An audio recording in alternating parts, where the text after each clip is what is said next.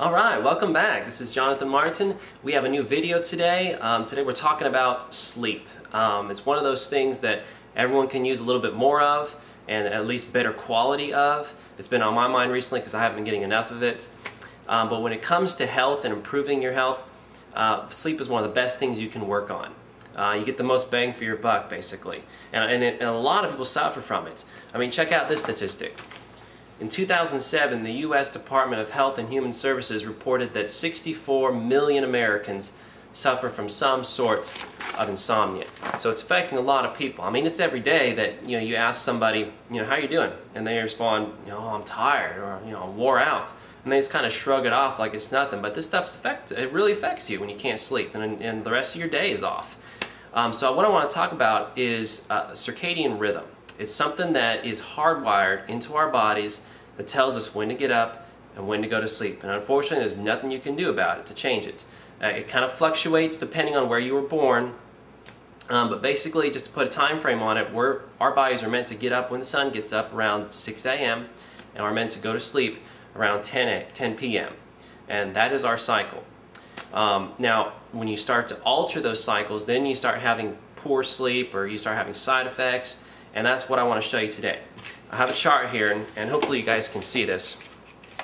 This is a normal sleep-wake cycle. At 6 a.m. you get up, your cortisol levels are high.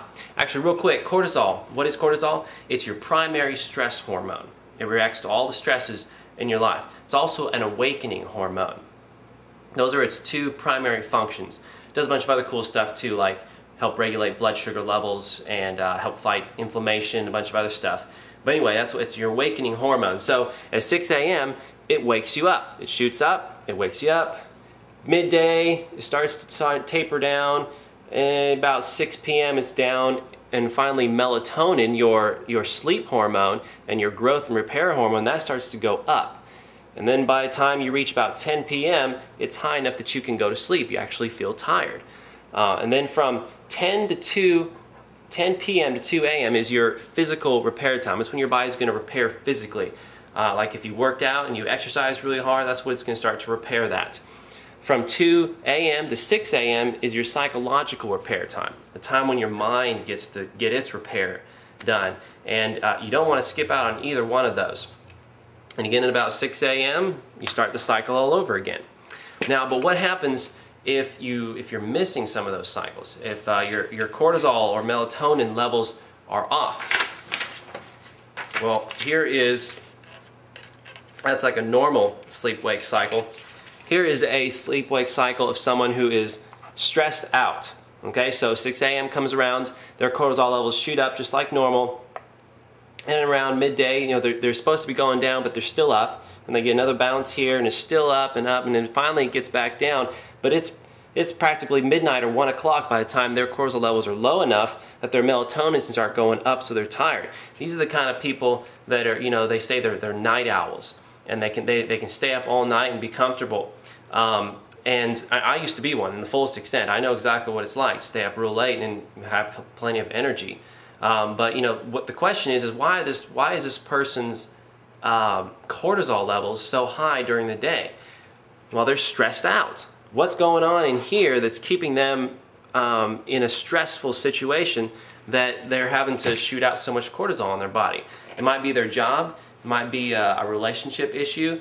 It might just be that they're eating the wrong food. There's a lot of different reasons that are causing this person to be stressed. But basically, they're missing out on their entire physical repair time at night. So this person, they're going to get up in the morning, get ready for work. Their mind is going to be fresh. They're going to be able to concentrate and focus. But their bodies, they're going to look like crap. They're going to drag themselves out of bed. They're probably going to need some coffee in the morning to get started. Probably some in the afternoon as well. They're missing out on their repair time. And then they're probably going to try and exercise. And it's going to make it worse because they can't repair from the exercise. And it's this cycle that goes on and on and on. It's simply because they weren't sleeping right. Now, how do you know if your sleep-wake cycle is off? Well, if you're not getting up when the sun gets up and you're not going to bed around 10 p.m., that's a pretty good indication. But a couple of other symptoms that kind of pop up if you're having some problems with sleeping. There's a bunch of them here, but here's just a list. This is from an article that I wrote in one of my past newsletters. nagging injuries that never seem to heal, chronic aches and pains, chronic headaches, poor mental focus and concentration, being tired all the time, imagine that, frequent illness including colds and flus, decreased sex drive, excess body fat, hard to get up, roller coaster energy levels throughout the day, trouble falling asleep, restless leg syndrome, and the list goes on. So if you're suffering from any of those symptoms, evaluate your sleep-wake cycle and see if there's something that you can do to help that. A couple of action steps to help you, fix your sleep-wake cycles. Number one, definitely try and get to bed by 10 o'clock. That way you'll get your full physical repair time and your mental repair time. So that's key. Hydration. You need to stay hydrated. Being dehydrated only causes more internal stress, and that's going to keep you awake all day long and all night long. So drink water. If you want to know how much to drink, the simplest way to calculate it is to take your body weight, divide it by 2, and drink that in ounces. At least make that your goal to try and hit every day, and you'll stay nice and hydrated. Also, lights. It's a big thing. Lights stimulate more cortisol levels. They wake you up, just like the sun does. When it gets up, it wakes you up with cortisol increases when you have light stimulating you. So lights that are in your house, television screens, computer screens, anything that's stimulating you, try and make it as dark as possible when you're sleeping. Also put as many, place all your electrical devices as far from your bed as you can, like TV screens again, alarm clocks, anything like that. Place them as far away from your bed as you can. Also eating the right foods. Eating foods for your metabolic type. I'll be talking about this in another video soon. But eating foods that fuel your body and don't deplete your body. And it's different for everybody.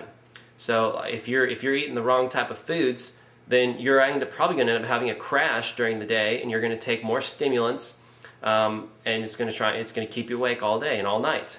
Stimulants is the next one. Try to not have dessert after dinner, sugar, caffeine, anything like that past 3 p.m. because those drugs basically are going to be in your body stimulating you when you're supposed to be calming down and getting ready for sleep.